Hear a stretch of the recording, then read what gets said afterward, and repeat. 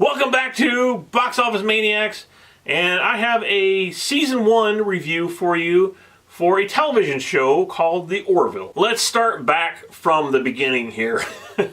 Season 2 just started, and I wanted to get my Season 1 review for this show out because I love this show. I love this show. That being said, I'm not a big fan of Seth MacFarlane. I don't hate the guy. I mean, I just don't really find the humor on Family Guy all that funny. Some of it's funny. I mean, don't get me wrong. I've watched Family Guy before, and I mean, there's parts and pieces of it that are okay. And the other one, American Dad, or whatever the other one's called that he does, I've never seen it. I've seen, again, little tiny pieces of it, and I just found it not funny at all. And then Seth MacFarlane actually made a Western, which Vince and I actually reviewed. It's on this channel somewhere. I don't remember the name of it, and I don't remember why we went to go see it. But it was actually pretty good. The Western he made was good. So then I see the commercial for the Orville, and I'm like, oh my God, he's getting on here and he's going to destroy now Star Trek. He's going to make Star Trek or space shows become stupid and goofy like Family Guy. And that's the first thing I thought, you know. And then they show the trailers, and all the trailers for Season 1 is just joke after joke after joke after joke. And I'm like, oh, it's just... it's like, no, I'm not going to watch this. Now, of all the people to watch this series, my parents actually started watching it. And they called me up and were like, hey, have you ever watched that Orville show? And I'm like, oh my God, no, I would never want to watch that. It looks stupid. The preview looks like dumb joke after dumb joke, sort of like Family Guy. And this is a live action, obviously, and Seth MacFarlane stars in this because he's an actor too. And I was like, no, I don't want to watch it. So then, after all these months, and they kept talking about it, I started thinking to myself, okay, well, if the humor isn't like Family Guy, my parents would definitely not be watching this show. So maybe it's a little bit better than what I'm thinking it was. So then we ended up binging the show. We got it off of an NBC app or something. It's one of those rare occasions, very, very, very rare occasions, that we'll watch a television show, the first episode of a television show, and just fall in love with it. It instantly got me. I mean, there was no, I don't know, I guess I loved it from the first episode to the last episode, and it was brilliant. It's brilliantly written, it's brilliantly acted, the effects are, everything about this show I love. I absolutely love it. So here, obviously, is the Enterprise. Okay. And, you know, this is one of my all-time favorite ships. So, you know, when he started doing this, it looked to me like he was making fun of Star Trek. And I even seen some stuff on Facebook where it's like, this is a parody of Star Trek. No, it is not anywhere, any way, shape, form whatsoever a parody of Star Trek. It is not. It is not a parody of Star Trek. Just want to get that out there. Because this is his own thing. If it's anything, it's a tribute to the next generation of Star Trek.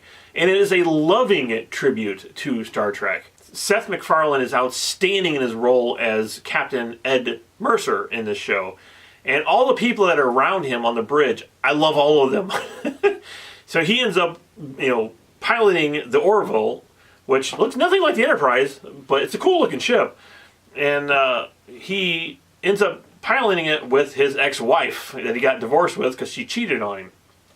Now, I'm not going to go into all the details about the show to spoil it for those who haven't watched it, but that happens very early in the first episode. So then you have his cast of characters that are around him, and one of them is named Isaac, and he's a robot.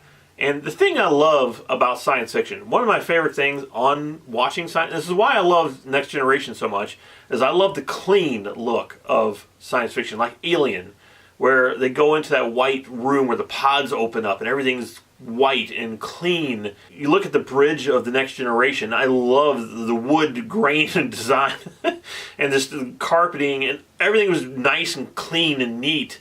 And I was like, if I ever was able to live in space, that's how I would want to live. And all of their quarters are like just really coolly designed, and the chair, I mean, yeah, I am gushing over this because it's that good. And Isaac is is the robot that's on the bridge, and I love Isaac. I love the look of his face. Because we watched this app, and it must have been in 4K. It must have been like an ultra 4K, because this thing was crazy clear. Super crazy clear. And you could see every single freaking detail on everything on it. And it was just like melting my eyeballs clear. So good. So, so Isaac, as I was saying, is he has like this texture to his helmet. And you can see all the texture to it, and all the texture to his outfit. And there's another guy on there, and he's supposed to be sort of Klingon-like, and I love this character. I love this character. I'm bad with names. If you ever watch this show, I'm really bad with remembering names of any of the characters. And then you have the other character on the bridge, and I don't know what race she is, but she's like little tiny, she's like 5 foot tall, and she's like super strong. She can like destroy people. And then you have the doctor, and then you have the two guys who control the ship. And I just found this out. This is pretty funny. That the guy, the red-haired guy that's up there with the beard, he was actually the kid in Critters. And I was like, oh, okay, that's pretty cool. And I love his character too, because he's real. And that's what I love about the show. I love the fact that they say real stuff. There is comedy here. I mean, don't get me wrong. It is funny. And I'll give you a perfect example. One of the funniest things I've seen on here was they brought this guy up on a view screen, and in the background he has this dog, and the dog is licking his nuts. And they're all just sitting there talking to the commander that's, sitting there, and trying not to say anything about the dog in the background. And it's like real. It's like, something I'd be like, yeah, that's probably something that would actually happen. Obviously, we never see that on Star Trek, but here it works, and the comedy is good. Comedy, when it does have comedy, and it's not slapstick 5 second every 5 seconds you get a joke. It's not like that. It's just, you do get jokes on occasion, and they're good. They're intelligent, and they're well written.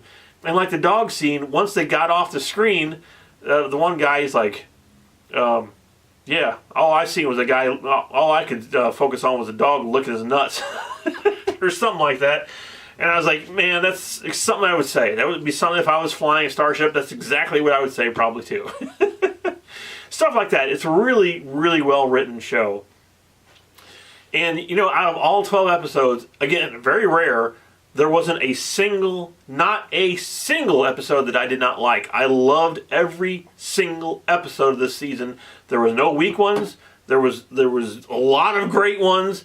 There was no okay ones. They were really good or really great. That's what every episode was. And the good thing about science fiction, and Seth MacFarlane knows this, is even way back on the original Star Trek, if you wanted to get like political or try to, not that the show ever really goes into that, it deals with it in its own way sometimes, but it's like when Roddenberry was writing Star Trek and he wanted to say something about the war or the Nazis or something, and he would take it to the producers. Well, no, you can't do that. He's like, well, you don't understand that they're not real Nazis. They're aliens. Oh, well, that's fine. You go ahead and put them in there.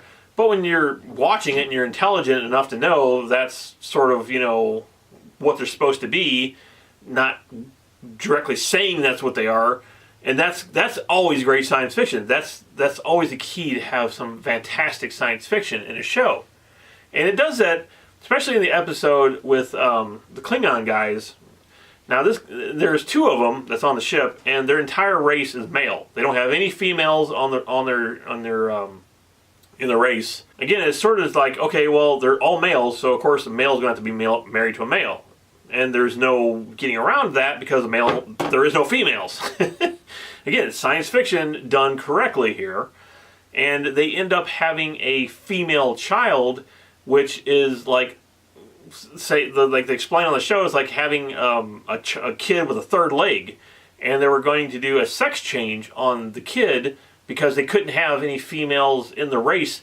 And it was such a good story from beginning to end. That was great. And it's just, that's the writing.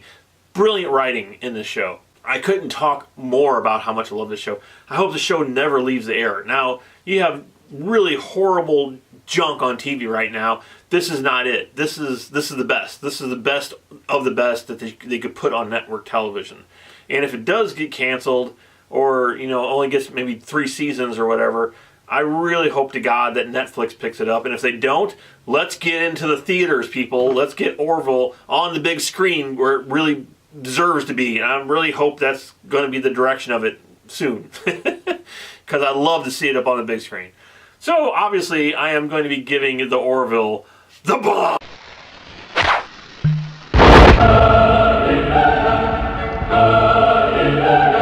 Because, yeah, it's that good. It is literally that good. And if you're like me and you're like, Family Guy, blah, blah, blah, I ain't watching this, I hate it, please watch this show. Season 2 has just started. Go watch Season 1 first. If you can download it, the app, or watch it however you can, I implore you to watch this show. It is so good, and it needs to stay on the air. If you love any outer space, anything, if you love Star Trek, you like Star Wars, you like anything like that, this is a love letter to this show. It's a absolute love letter to all of that. It's just that good. Please watch the show.